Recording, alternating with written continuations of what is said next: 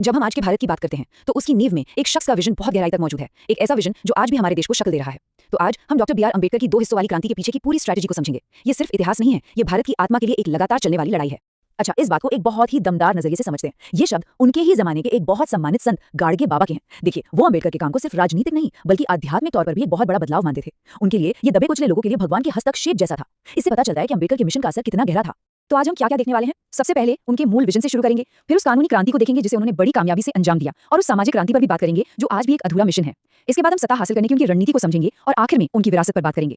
तो चलिए, सबसे पहले ये समझते हैं कि अम्बेडकर असल में किस बुनियादी टकराव को सुलझाने निकले थे। ये एक ऐसी लड़ाई थी जो दो बिल्कुल अलग दुनियाओं के बीच थी। ये स्लाइड अम्बेडकर की लड़ाई के दिल को छूती है। देखिए, एक तरफ है जन्म पर आधारित सदियों पुरानी कठोर व्यवस्था जिसे मनुस्मृति ने कानून बना दिया था।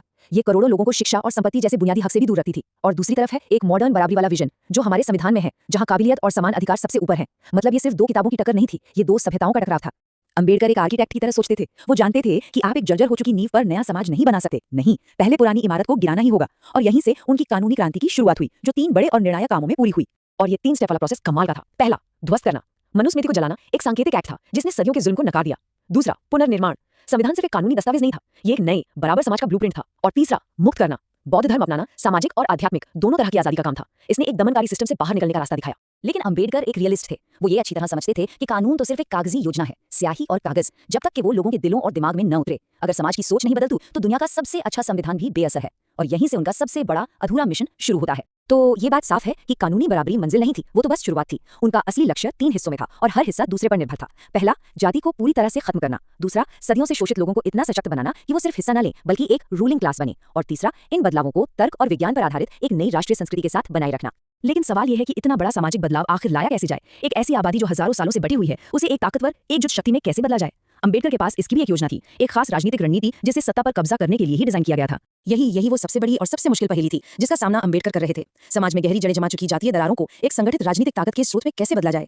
और उनका जो समाधान था वो पॉलिटिकल इंजीनियरिंग का एक बेहतरीन नमूना था। उन्होंने बंटवारे के उसी औजार को यानी जाति को उठाया और उसे एकजुटता के हथियार में बदल दिया।